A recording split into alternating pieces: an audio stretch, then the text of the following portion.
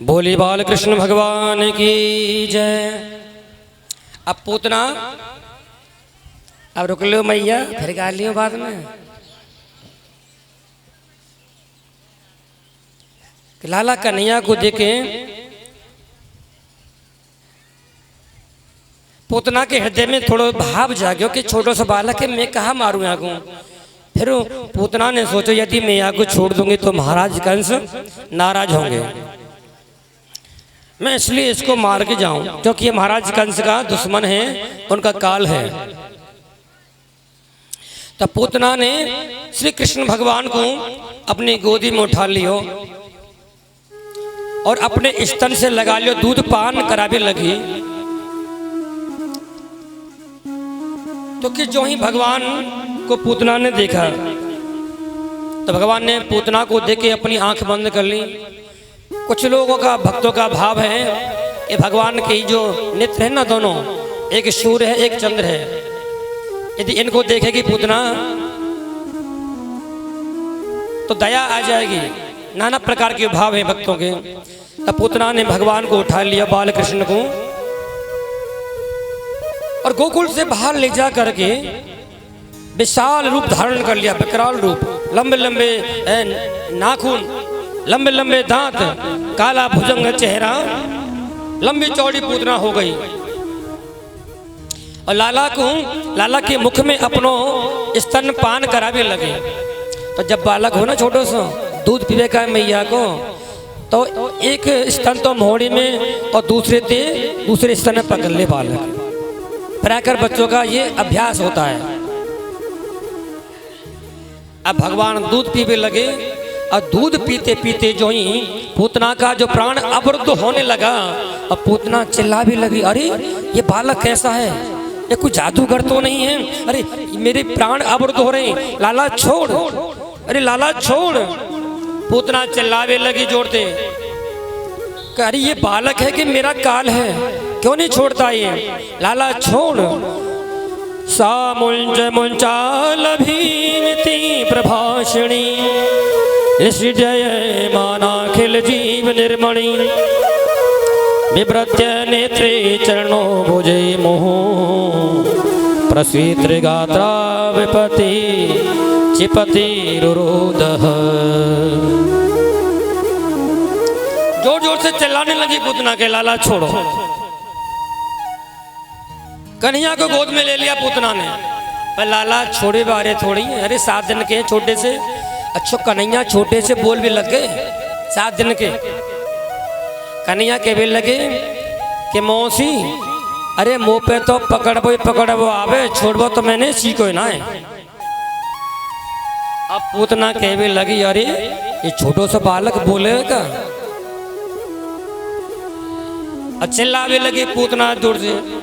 जहाँ घना जंगल था, वन था, उस वन में जाकर के पूतना की जोर से चिल्लाने की ध्वनि गर्जने लगी, अरे लाला छोड़, अरे छोड़ बेटा छोड़।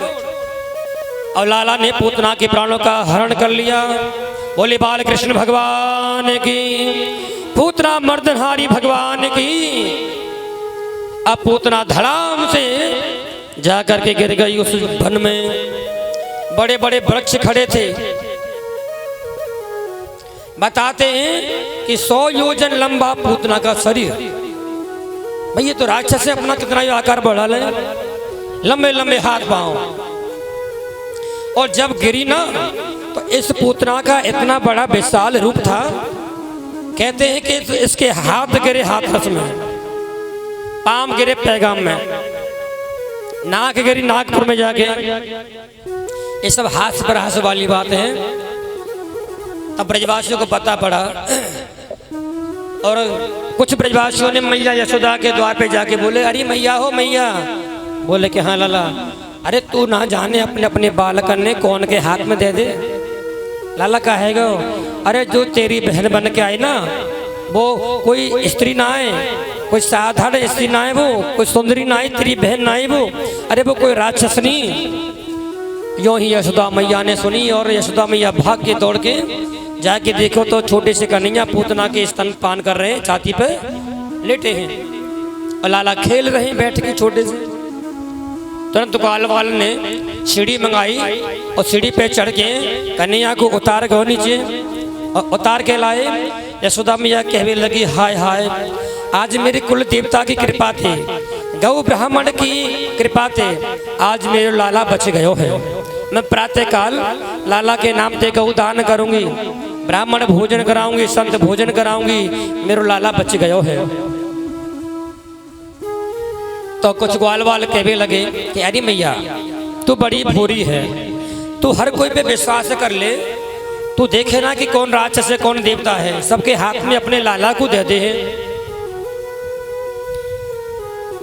इतनी दयालु है मैया यशोदा। सुखदेव जी महाराज कहते हैं कि परीक्षित,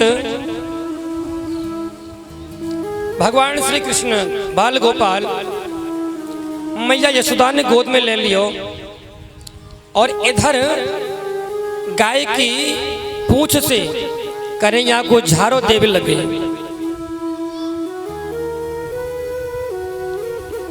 और कहने लगी यशोदा मैया, इंद्रियाणि हसी केश प्राणान नारायणो बत, श्वेत दीप पतिथितम चित्तम मनोयोगीश्वरो बतु।